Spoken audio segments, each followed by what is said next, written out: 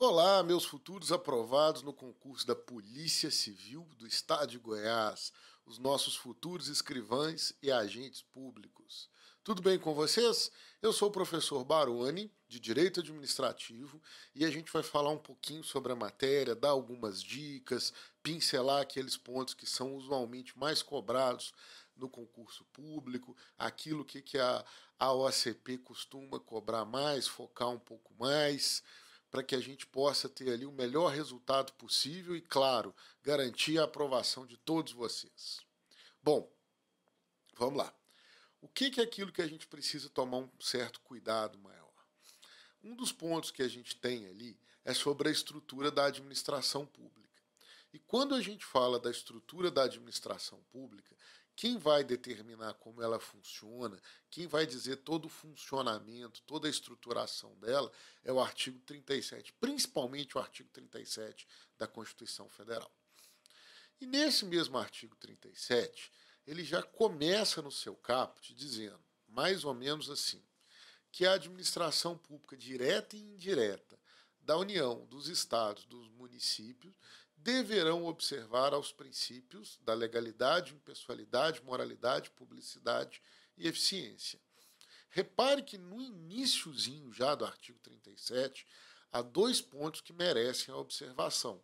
Os princípios regidos ali, que são trazidos pela Constituição Federal, e a forma como ela vai ser estruturada em administração pública direta e administração pública indireta.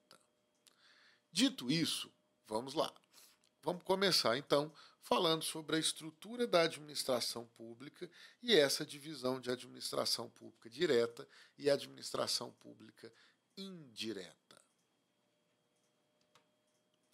Reparem,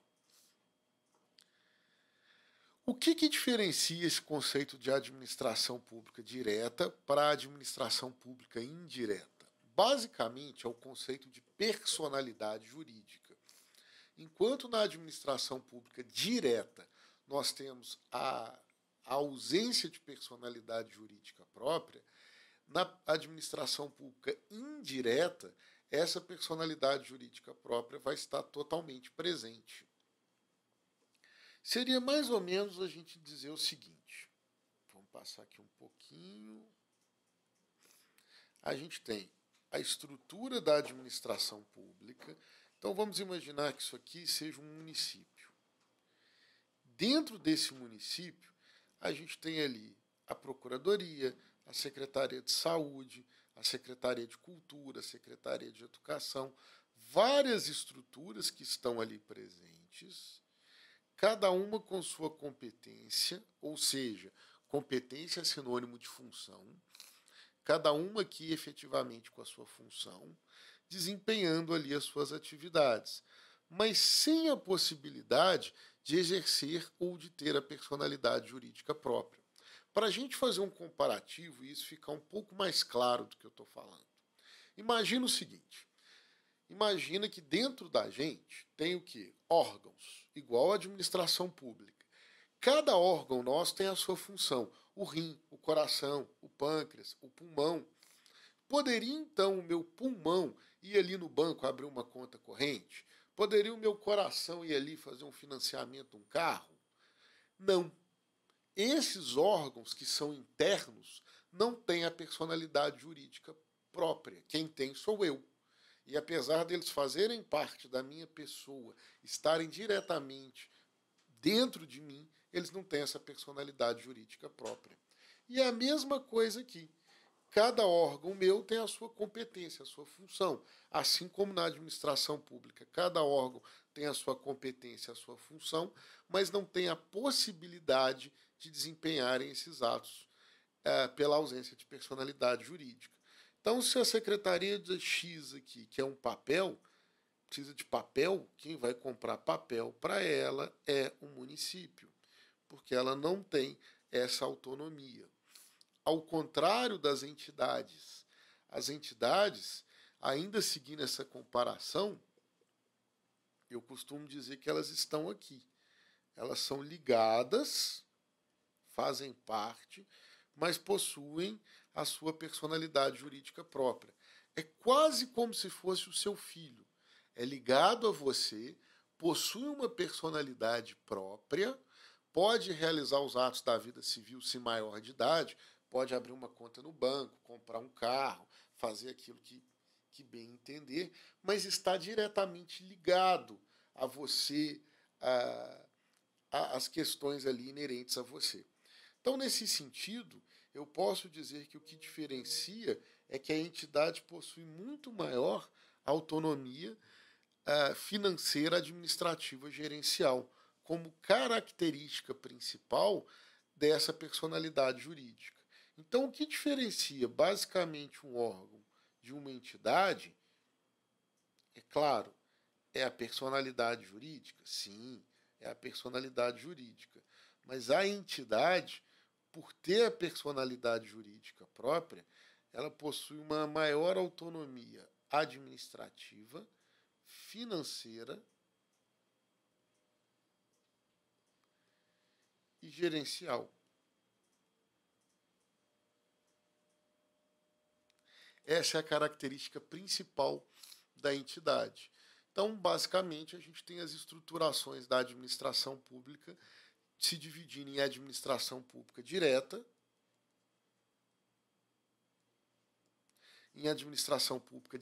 que são os órgãos que não possuem personalidade jurídica própria, e a administração pública indireta, que são as entidades. As entidades, por sua vez, possuem personalidade jurídica própria. Quando eu estou criando órgãos, eu estou fazendo o chamado distribuição de competência. Lembra, competência é o mesmo que função. Então, eu posso distribuir a competência criando personalidades jurídicas próprias e posso distribuir competências sem criar personalidades jurídicas próprias. Quando eu crio essas personalidades jurídicas, quando eu crio órgãos, eu estou desconcentrando. Quando eu crio entidades, eu estou descentralizando. Nossa, professor, tem que gravar isso, desconcentrar, descentralizar. Isso aí é bom para confundir. Calma, gente, calma. A ideia aqui é falar o que cai e te dar aqueles macetinhos bacanas para a prova. Repara, desconcentrar. Essa palavrinha possui o prefixo des. Descentralizar também possui o prefixo des. Vamos tirar o prefixo. O que sobra? Concentrar, centralizar. Primeira vogal, um O de órgão. Primeira vogal é de entidade. Pronto. Já não tem mais como errar. Eu estou criando órgãos, eu estou desconcentrando. Eu estou criando entidades, eu estou descentralizando. Ó, o Ezinho de entidade, ó, o Ozinho de órgão. E se ainda assim você ficar na dúvida, lembra que descentralizar é a única que tem o I de indireta. Acabou. Com isso aqui você não erra mais. Nesse tipo de questão agora não tem mais problema para a gente. Certo? Tá. Aí vem a seguinte pergunta. Professor, qualquer coisa que eu criar com personalidade jurídica própria vai fazer parte da administração pública indireta? E a resposta é um sonoro não. Porque somente aquilo que a gente chama de fase. Fase é fundação, autarquia, sociedade de economia mista e empresas públicas. Somente essas 4 estruturas é que são autorizadas a fazer parte da administração pública indireta. E, por óbvio, se são 4 estruturas distintas, cada uma vai exercer a sua função distintamente.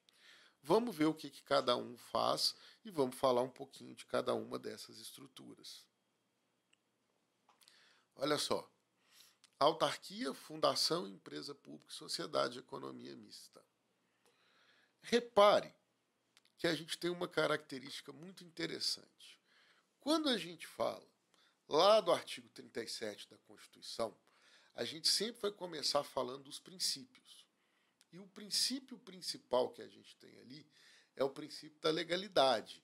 A administração pública deve observar os princípios da legalidade, da impessoalidade, da moralidade, da publicidade, da eficiência. A legalidade, a gente vai falar dele um pouquinho mais adiante, mas é importantíssimo eu citá-lo aqui agora. Ele vai me dizer que absolutamente tudo dentro da administração pública deve decorrer-se de lei. Tudo, absolutamente tudo deve decorrer da lei, deve seguir a lei, deve observar a lei. Nesse sentido, repare que todos eles dependem de lei para sua instituição. A autarquia é que tem uma pequena diferença. A autarquia é criada por lei específica. A sociedade de economia mista e a empresa pública são autorizadas por lei específica. E a fundação é autorizada por lei, sendo que é a lei complementar quem vai dizer a sua atuação. Então, só nisso aí a gente já corre o risco de ter uma questão em prova. Lei complementar para a fundação, lei específica para a sociedade de economia mista e empresa pública, e a única que é criada e não autorizada por lei é a autarquia. Então, vamos ficar um pouquinho atento em relação a isso. E vamos começar falando, claro, da autarquia. A gente já sabe que a autarquia é criada através de lei específica, já sabe que ela tem personalidade jurídica própria, e nos resta agora entender o que faz uma autarquia. A autarquia basicamente exerce a atividade típica da administração pública, só que com maior especialização. O que seria essa atividade típica? É aquela atividade que a administração pública tem por obrigação fazer. Só que ela prefere prestar esse serviço, ela prefere desempenhar essa atividade por uma estrutura que, além de mais especializada, goza de maior autonomia administrativa, financeira e gerencial. Então, essa é a principal característica da autarquia. Ela ter essa personalidade jurídica própria, mas ela desempenha basicamente as mesmas atividades que a administração pública poderia desempenhar por um órgão. O que vai diferir ou não, como eu disse, é o grau de especialização. A autarquia é muito mais especializada no desenvolvimento das suas atividades, porque ela basicamente faz só aquilo e gozando de maior autonomia. Ok?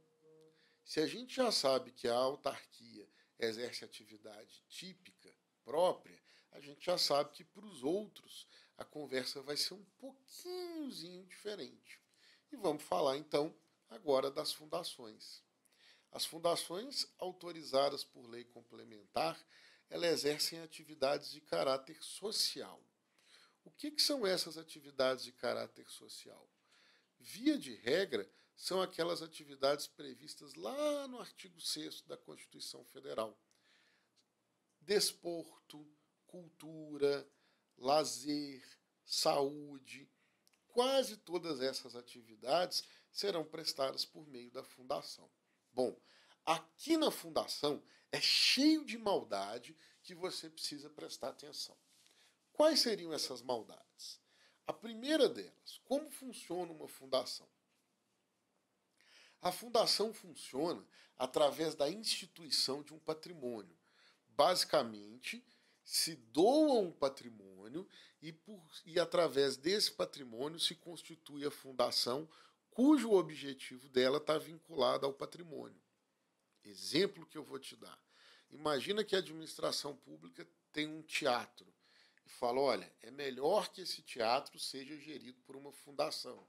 Ela cria a fundação, transfere o teatro para o patrimônio da fundação e, a partir desse momento, essa fundação vai gerir o teatro, vai cuidar desse teatro, vai promover uma série de ações na área cultural. Então, a fundação se dá com a instituição do patrimônio. E repare que a gente tem algumas anotações aqui, direito público, direito privado. Como assim? Bom, a primeira coisa que eu preciso falar é que quando eu cito direito público ou direito privado, em absolutamente nada tem a ver com a figura do particular. Nada, nada, nada, nada. O que eu estou me referindo aqui? Eu estou me referindo as regras de direito que vão instituir essa fundação. Vou te dar alguns exemplos de estruturas que não fazem parte de uma fundação criada pela administração pública. Fundação Xuxa, Fundação Ayrton Senna, Fundação Bradesco, Fundação Roberto Marinho. São fundações? São. São de direito público? São. Não são. São de direito privado. Fazem parte da estrutura da administração pública? Não. Por que não fazem? Por um motivo puro e simples. Quem instituiu não foi a administração pública. Quem instituiu foi particulares. Então, uma das características é que só vai fazer parte da administração pública se a fundação for instituída pela própria administração pública. E aí nós teremos uma divisão entre as fundações de direito público e as fundações de direito privado. Bom, o que muda? Basicamente, é o ramo do direito que vai tratar disso. Reparem comigo. Administração pública, basicamente, deu algum...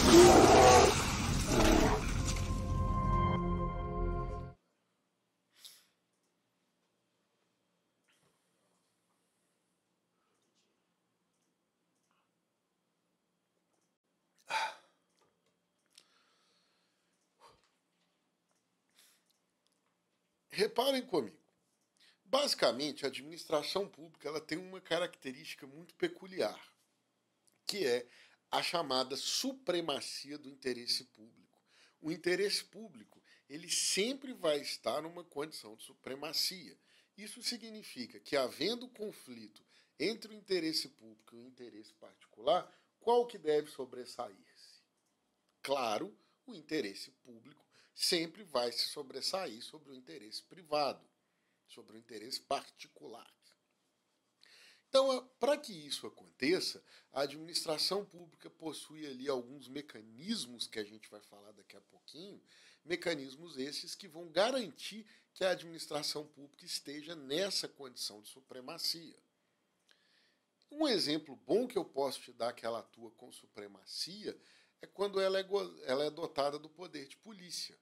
Ela pode simplesmente ir lá interditar algo que não está de acordo com o interesse público. Ela pode fechar uma loja, ela pode aplicar uma multa, ela pode caçar um alvará, ela pode valer-se do seu poder de polícia para garantir que o exercício de uma atividade particular não coloque em risco o interesse da coletividade, ou seja, não coloque em risco o interesse público. Ela é dotada da supremacia do interesse público.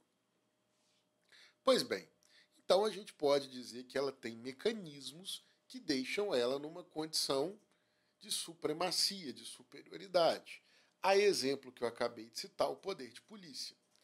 Agora, quando ela está querendo ficar numa posição de supremacia, ela vai ser constituída sobre o prisma do direito público, que ali a gente está falando do direito administrativo, a gente está falando que os servidores públicos ali serão servidores estatutários, regidos pelo Estatuto do Servidor Público.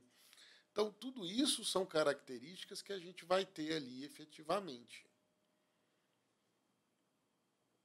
Agora, lá do outro, existem determinadas situações que a administração pública quer ficar numa condição de igualdade ali com o administrado. Ela não quer estar numa condição de supremacia igual a ele. Exemplo, a administração pública cuidando, administrando de uma casa de espetáculos. Ela quer estar num grau de concorrência com todas as outras casas de espetáculo que possa haver. Então não faz sentido que ela tenha supremacia. E aí, nesse caso, ela vai ser constituída sobre as regras do direito privado, ou seja, o direito empresarial, o direito civil. E quem trabalha ali, embora haja obrigatoriedade de concurso, que a gente não pode esquecer que está falando da administração pública, mas quem trabalha ali vai ser regido pela CLT. Então, ao instituir-se uma fundação, na lei complementar que está autorizando esta fundação, ela vai vir muito claro se essa fundação vai seguir as regras de direito público ou se essa fundação vai seguir as regras de direito privado. E uma vez estando definido se as regras serão de direito público ou de direito privado, isso vai interferir, por óbvio, em todo o funcionamento dessa autarquia. As regras serão distintas. Se vai ser seletista, se vai ser estatutário, se eu vou seguir a maioria das regras de direito administrativo ou se eu vou seguir a maioria das regras de direito civil e por aí vai. Então, meus caros, muito cuidado em relação a isso, porque quando estamos falando aqui de fundação de direito público ou fundação de direito privado, em momento algum estamos falando da figura do particular. Tranquilos? Bom, voltando aqui. Empresa pública e sociedade de economia mista.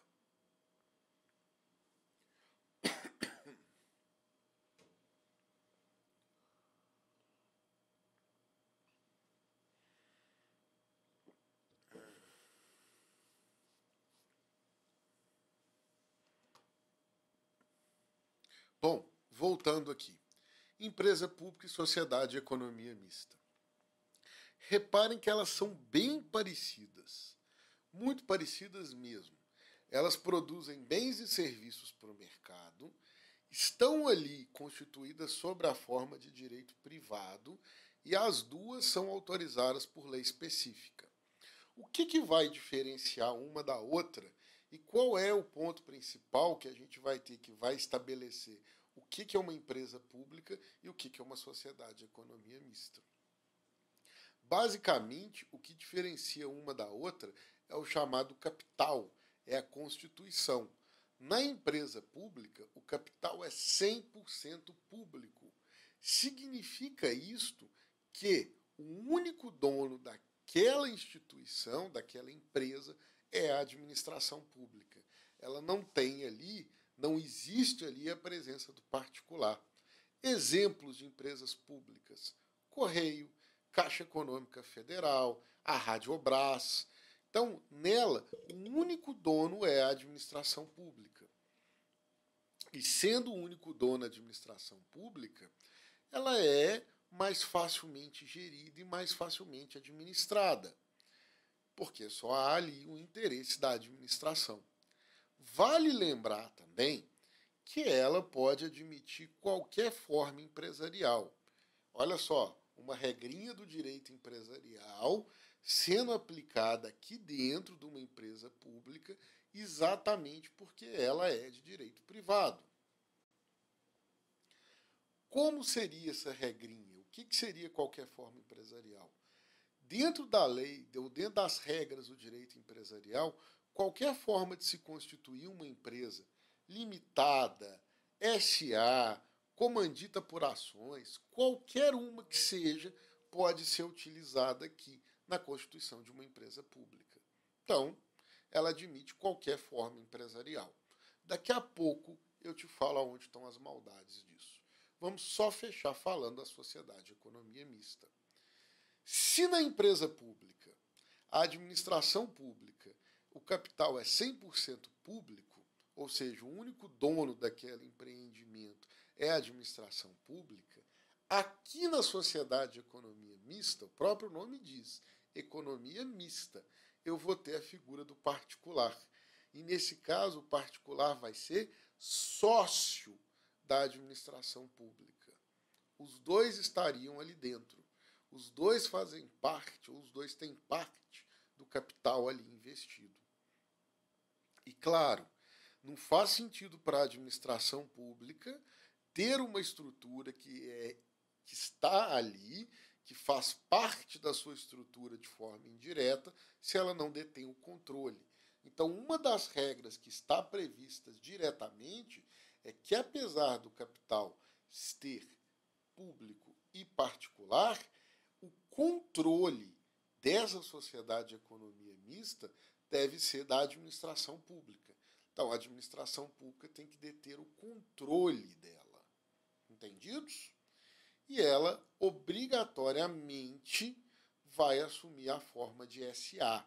SA, Sociedade Anônima. Repare que na empresa pública ela pode admitir qualquer forma empresarial, ou seja, o capital pode ser dividido em cotas, no caso de uma limitada, em ações, no caso de uma comandita por ações, ou de uma ação, em ações, no caso de uma sociedade anônima. Aqui, na sociedade de economia mista, ela é obrigatoriamente constituída na forma de SA. Bom, primeira maldade que a gente tem que ficar atento. Repare aqui comigo. Na empresa pública, ela admite qualquer forma empresarial.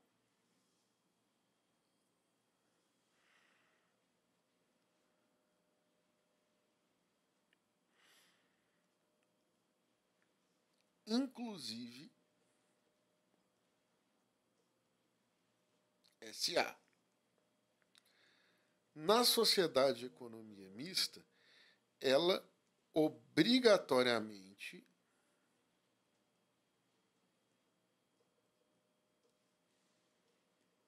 vai ser SA.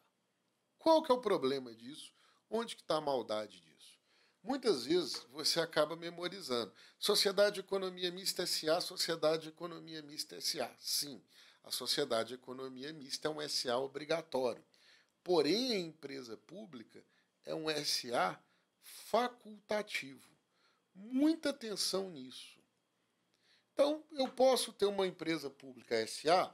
Posso ter uma empresa pública SA sem qualquer tipo de problema em relação a isso. Não há nenhum tipo de problema. Cuidado com isso na prova, tá? Se estiver falando constituído obrigatoriamente na forma de SA, sociedade de economia mista.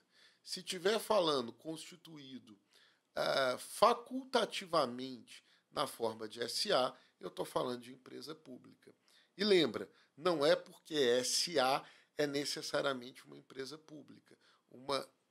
Não é porque é SA é que é necessariamente uma sociedade de economia mista. Uma empresa pública também pode ser constituída na forma de SA. Segunda regra que merece aqui, que a gente tem que observar. Na SA, o capital dela é dividido através de ações. E nós temos, por característica, numa sociedade de economia mista, que o controle é da administração pública. Pergunta que vira e mexe eu vejo cobrando em prova. Para a administração pública deter o controle de uma sociedade de economia mista, ela tem que ter a maioria das ações? Não. Por que não? Porque dentro do sistema de SA existem dois tipos de ação. As ações com direito a voto, chamada ordinária, e as ações que não votam, chamado preferencial. Então imagina que uma SA aqui, que uma sociedade de economia mista, tenha 10 ações com direito a voto e 1.000 sem direito a voto. Para a administração pública deter o controle, ela precisa tão somente de 6 ações com direito a voto. A maioria das ações com direito a voto. E não a maioria total das ações. Então, muito cuidado com isso, que isso é uma pegadinha. Para a administração pública deter o controle, ela tem que ter a maioria das ações com direito a voto? Correto. Para a administração pública deter o controle, ela tem que ter a maioria total das ações? Errado. Não precisa ser a maioria total das ações. Tranquilos? Bom, vamos seguir. Bom, uma vez que a gente já estabeleceu, já entendeu aqui como funciona a administração pública direta e indireta, já entendeu também esses detalhes do funcionamento da autarquia, da fundação, as diferenças da empresa pública, da sociedade de economia mista, que são extremamente cobrados, eu separei aqui alguns tópicos do artigo 37 da Constituição que merecem destaque. Claro, o artigo 37 é extremamente extenso e vale a pena você dar uma focada, dar uma estudada muito boa nesse artigo 37, que ele vai falar basicamente todo o funcionamento da Constituição, da administração pública. Mas vamos para alguns tópicos que merecem um pouco mais de destaque. Bom, a primeira delas é sobre o concurso público. A Constituição destaca que o prazo de validade do concurso público é de até 2 anos, prorrogável uma única vez por igual período. E aí, como é que está a pegadinha disso em prova de concurso? Geralmente o que a gente vê? O prazo de validade de um concurso público é de 2 anos, prorrogável por mais 2. Errado. Cuidado com essas palavrinhas. O prazo de validade não é de 2 anos. O prazo de validade é de até 2 anos, prorrogável uma única vez por igual período.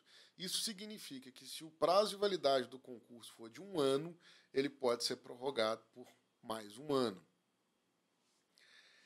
E a gente vai ter outras regras, que o concurso público poderá ser de provas ou de provas e títulos.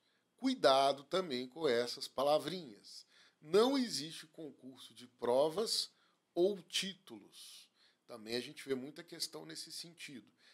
Ou é provas ou provas e títulos, ok? Muito cuidado com isso. Outra regrinha. Enquanto tiver no prazo de validade um concurso público, não poderá haver novas convocações de um concurso público feito posteriormente. Então, tem um concurso A que está em validade. A administração pública fez o concurso B e começou a chamar as pessoas do concurso B, sendo que o A era anterior e ainda estava no prazo de validade. Pode? Não. Muito cuidado em relação a isso, ok? Cuidado com essas palavrinhas, com esses macetinhos, que eles vão determinar muita coisa aqui para a gente. Bom, merece destaque também o teto remuneratório. O teto remuneratório do servidor, né, como regra, o servidor vai receber ali, através do sistema de vencimentos. Repare que vencimentos é uma palavra no plural. Por quê? Porque ele é composto de 2 parcelas. A parcela de vencimento mais a vantagem. Ou seja, o vencimento é o base, é o fixo, e as vantagens, elas são variáveis.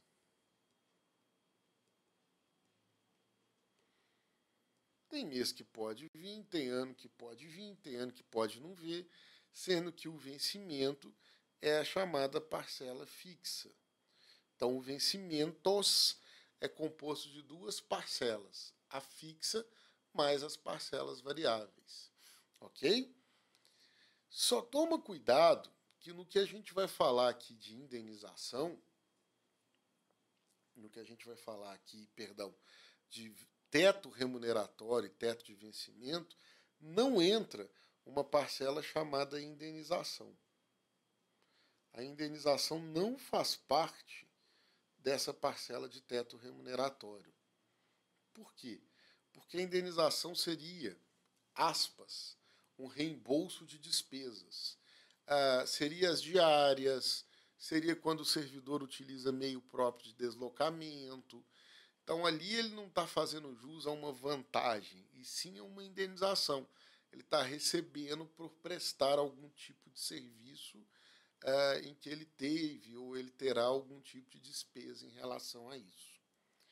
Então, quando eu estou falando do teto remuneratório, eu estou falando que o teto remuneratório ele abrange os vencimentos, no plural. As 2 parcelas têm que respeitar o limite constitucional. Como é que é esse limite aí? O quadrinho fica bem fácil de entender. Na esfera federal, o teto remuneratório seria o que recebe o ministro do STF. Absolutamente ninguém pode receber mais do que o ministro do STF. tanto na esfera do executivo quanto do legislativo. Entendidos? Na esfera estadual, no tocante ao poder executivo, o teto remuneratório é o que recebe o governador. No legislativo, o deputado estadual. E no judiciário, seria o desembargador. Eu esqueci de anotar aqui, mas é o desembargador. É o desembargador, e o desembargador, o teto remuneratório dele é 90,25% do que recebe o ministro do STF. Eu tenho uma implicância antiga com isso. Por que não é 90%, né? Tão mais fácil de decorar, 90,25%, mas, enfim, vamos que vamos. E na esfera municipal, o teto remuneratório é o teto do prefeito. Repara que isso também é pegadinha. Já vi muita questão de prova falando que o teto remuneratório na esfera do legislativo, municipal legislativo, é do vereador. De jeito nenhum. Não é do vereador, não. É do prefeito. E no judiciário não existe judiciário municipal. Correto? Então, tome cuidado com isso. Merece aí uma atenção de vocês no tocante ao teto remuneratório. Outra regrinha importante é que os vencimentos do Poder Legislativo e do Poder Judiciário não podem ser superior aos do Executivo. Ou seja, basicamente ele vai trançando tudo ali para que eu não tenha ninguém recebendo a mais. Então, se eu estou considerando cargos análogos, atividades análogas, o Legislativo e o Judiciário não pode receber mais do que recebe alguém no mesmo cargo, porém lotado no Poder Executivo. O Poder Executivo, em cargos análogos, seria aqui a nossa base do teto remuneratório. Bom, merece também observação aqui a regra de acumulação de cargos. A Constituição vai falar como regra geral que é vedada a acumulação de cargo, emprego e função pública. É vedada, não pode ocorrer. E ela traz apenas 3 exceções, que seriam 2 cargos de professor, um cargo técnico ou um cargo científico e um de professor. E aí, atenção com isso. Eu também já vi questão de prova que você lê rápido e marca errado. Não é um técnico, um científico e um de professor. Não são 3, não. É um técnico ou um científico e um de professor. Entendidos? E 2 cargos da área de saúde, desde que tenha profissão regulamentada. Tranquilos? Essas são as hipóteses. E aí pouco importa se é um na esfera estadual, outro municipal. Nessas 3 hipóteses que eu chamei a atenção aqui, são as únicas que pode haver acumulação de cargo público. Bom, merece destaque também falar o seguinte: no caso das acumulações de cargo público, também deve ser respeitado o teto remuneratório. Entendidos? Então, em todas as hipóteses de acumulação, tem que ser respeitado o teto remuneratório. Outra regrinha que a gente não pode esquecer é da precedência da administração fazendária sobre os outros órgãos ou entidades da administração pública. O que significa precedência? Precedência é o mesmo que prioridade da administração fazendária. Ela tem uma prioridade sobre os outros órgãos, sobre as outras entidades. Ela pode celebrar acordos, convênios e afins, mas sempre com a precedência. E por que disso? Porque a administração pública fazendária é o órgão arrecadador do governo. Então, se ele entende que ele tem precedência, que ele está mais bem estruturado, mais bem com um aparato melhor, a arrecadação vai ser melhor e, por óbvio, ele vai conseguir estruturar e deixar um aparato melhor para todos os órgãos. Entendidos? E lá no artigo 37, caput, a gente também vai ter os nossos princípios. Legalidade, impessoalidade,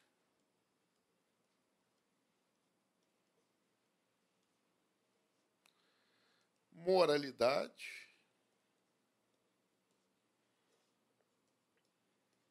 publicidade e eficiência. Né? Reparem que ele forma a palavrinha limpe, né? Uma diquinha antiga, mas vamos que vamos.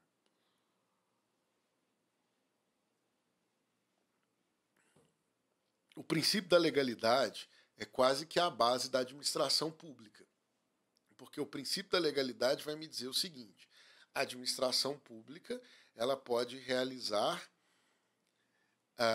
os seus atos desde que tenha previsão em lei. Repara aqui que tem uma maldade. Nós, administrados, somente podemos fazer aquilo que a lei não nos obriga ou não nos proíbe. A gente age dentro dos limites da lei. Para a administração pública, não. Ela somente age quando a lei expressamente determina. Então, essa é a primeira regra da legalidade. Né? Só vai agir quando tiver uma clara, uma expressa previsão na lei. E da legalidade, ela vai decorrer duas situações. A primeira é de não praticar ato ilegal.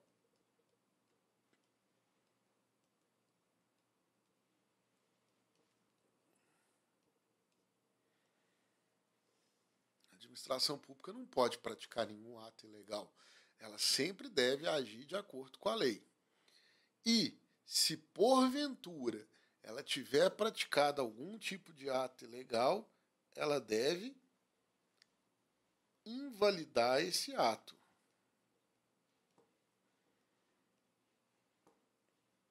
Então, pelo princípio da legalidade, ela sempre deve observar a lei. Ela não pode praticar nenhum ato ilegal. Entendidos? E se praticado, esse ato deve ser invalidado. Essa é a regra mais basilar da legalidade. E interessante que essa ideia de não praticar ato ilegal, ele traz um outro requisito que produz os chamados efeitos imediatos do ato administrativo. Por que ele produz esses efeitos imediatos? Ora, porque presume-se que tudo que a administração pública faz está de acordo com a lei. É a presunção de legitimidade. Presume-se que tudo que a administração pública faz está de acordo com a lei.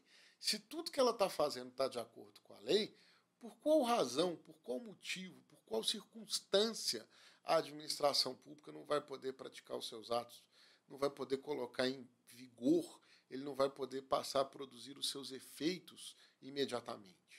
Então, isso é uma característica, né? A legalidade traz isso. Tudo que tem que ser feito observando a lei. Ela não pode praticar os atos ilegais. Presume-se que todos os atos praticados pela administração pública são de acordo com a lei. Então, disso, a gente também vai ter que decorre-se a presunção de legitimidade. Presume-se que todos os atos praticados pela administração pública são legais, estão de acordo com a lei, e presume-se que tudo que ela está falando, que todos os atos dela são verdadeiros. Exemplo disso, quando a administração pública usa-se do poder de polícia para aplicar uma multa para você. Presume-se que está tudo dentro da lei, que está tudo dentro da ordem quando ela pratica, quando ela faz a multa, quando o agente público faz a multa, e presume-se que o que ele está afirmando ali é verdadeiro. Então, nesse momento, já é válida a aplicação da multa. Existe prova em contrário? Claro que existe. Mas o ônus de provar é seu, porque a presunção é que a administração pública está certa. Ou seja, dessa ideia da legalidade, de não praticar ato ilegal, dos efeitos imediatos, da presunção de legitimidade, é que nasce a ideia da fé pública. Entendidos? Já a impessoalidade, por sua vez, ele tem sinônimos. Igualdade, isonomia. Qual que é a ideia aqui? A ideia aqui é que a administração pública não vai agir com o intuito de prejudicar ou de beneficiar ninguém. A administração pública vai atuar pura e simplesmente para atender ao interesse público. Ou seja, dentro da ideia da impessoalidade, a administração pública busca atender ao interesse público. Ela não quer beneficiar nem prejudicar ninguém. Ela quer simplesmente atender ao interesse público. Por quê? Porque existe aqui a chamada indisponibilidade do interesse público.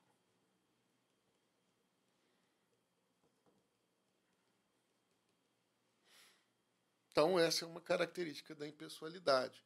A administração pública não quer simplesmente nem prejudicar nem beneficiar ninguém. Entendidos? Na ideia da moralidade, às vezes, aquilo que é moral nem sempre é legal. Um ato pode ter previsão legal, um ato pode estar de acordo com toda a legalidade, mas mesmo assim ele está ferindo a moralidade administrativa, ele está ferindo a moralidade coletiva. É a gente imaginar, por exemplo, uma situação de um município pequeno em que o prefeito, agindo dentro da legalidade, com previsão orçamentária, compra um carro de R$1 milhão para atender o gabinete dele.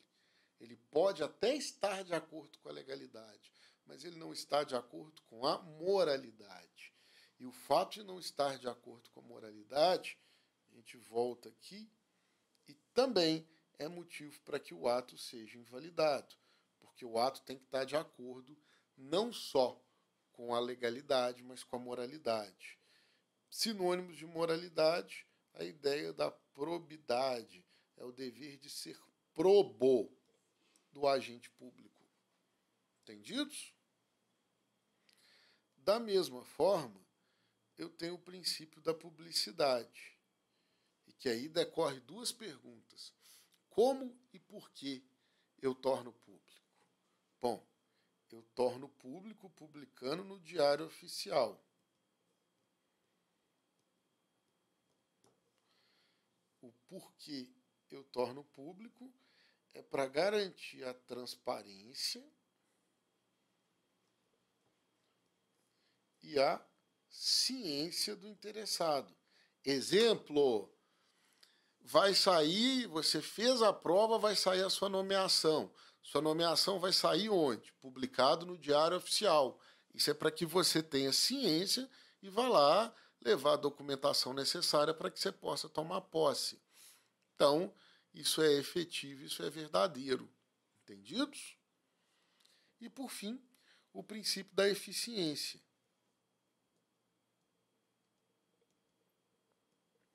Princípio esse que não estava originalmente previsto na Constituição de 88. Ele só foi inserido com a Emenda Constitucional 19 de 98 na Constituição.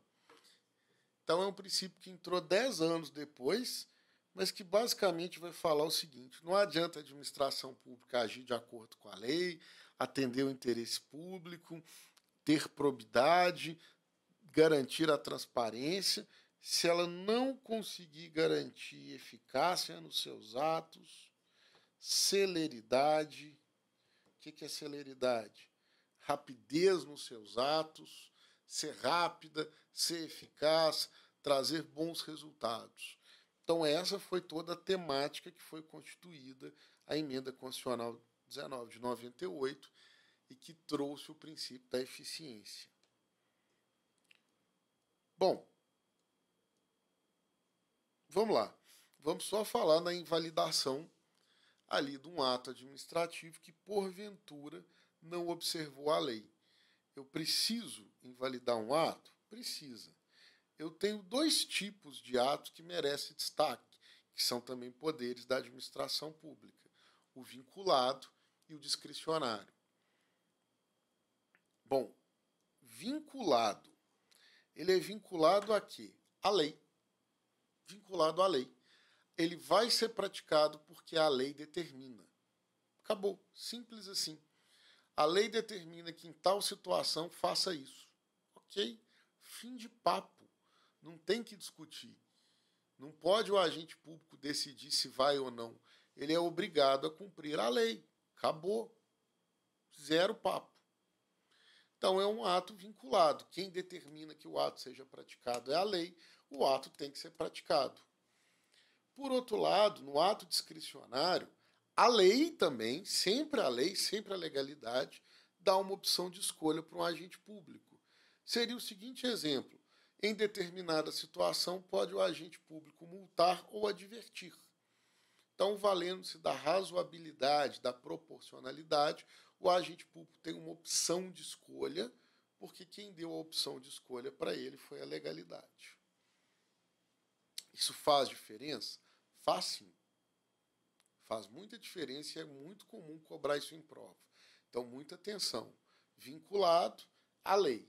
No discricionário, existe uma opção de escolha. E na própria forma de invalidar o ato, eu preciso levar em consideração o motivo da invalidação. Se for, pouco importa, discricionário ou vinculado. Se o motivo for a ilegalidade, ou seja, aquele ato não cumpriu a lei, a forma de invalidá-lo será através de anulação. Se o motivo for discricionário, ou seja, a administração julgou inconveniente e inoportuno aquele ato. Vou te dar um exemplo.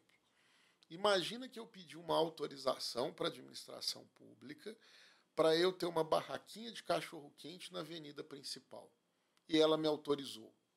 Bom, se ela me autorizou, aquilo ali é um ato discricionário. Ela pode ou não me autorizar. Se ela entendeu conveniente e oportuno que eu venda cachorro-quente na avenida principal, está tudo certo. Então, não há nenhum tipo de problema em relação a isso. Entendidos? E amanhã ela mudou de ideia. Ela fala, não, barraquinha de cachorro-quente aqui não, está atrapalhando o trânsito, está sujando a rua. Ela vai lá, muda de ideia e revoga o ato. Ela entende que não é mais conveniente e oportuno que se tenha ali a prática da venda de barraquinha de cachorro-quente. Então, é discricionário a forma com que a administração pública vai agir. E se ela mudou de ideia por uma questão de conveniência e oportunidade, nesse caso a gente está falando de revogação. Se ela quer invalidar o ato por um motivo de legalidade, nesse caso a gente está falando de anulação. O que muda de um para o outro? Bom, vamos imaginar aqui agora. Imagine que nos dois casos, no dia 1/1/2022,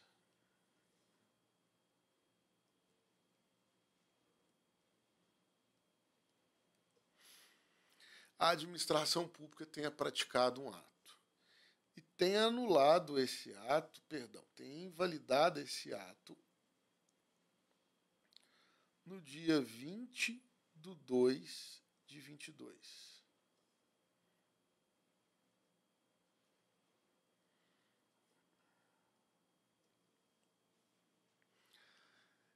E aí? Bom, primeira regra, se ela invalidou o ato deixou de produzir os seus efeitos. Então, daqui para frente, esse ato não produz mais os seus efeitos.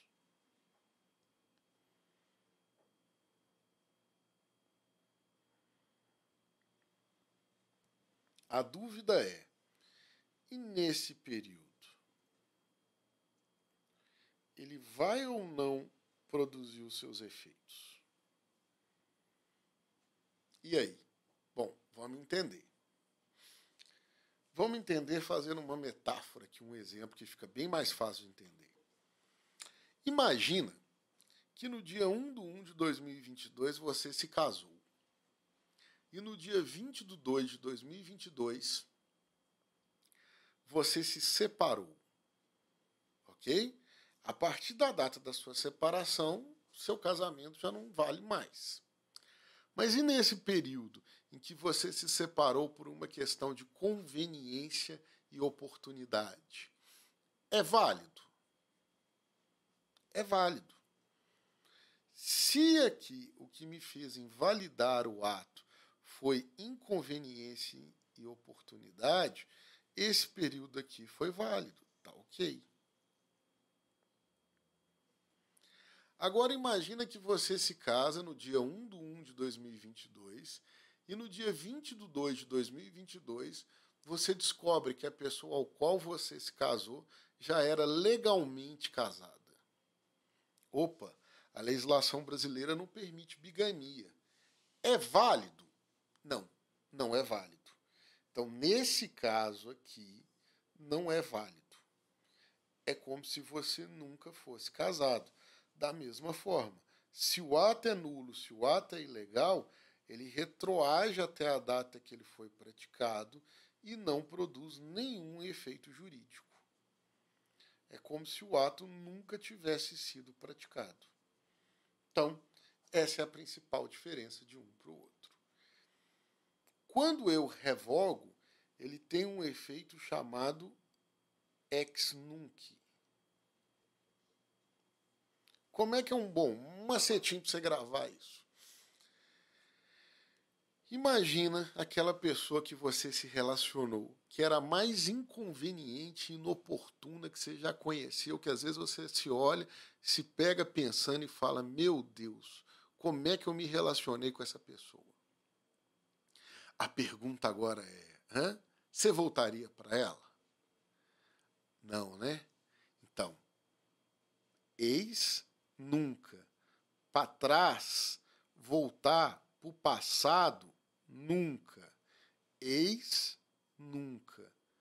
Porque é inconveniente e inoportuno. É assim que eu gravei isso. Ex nunca. Para trás, não. Só daqui para frente. Certo? E na anulação? Na anulação, o efeito é chamado ex, que ó, ele vai para frente e para trás, ó, forma um T, tunc.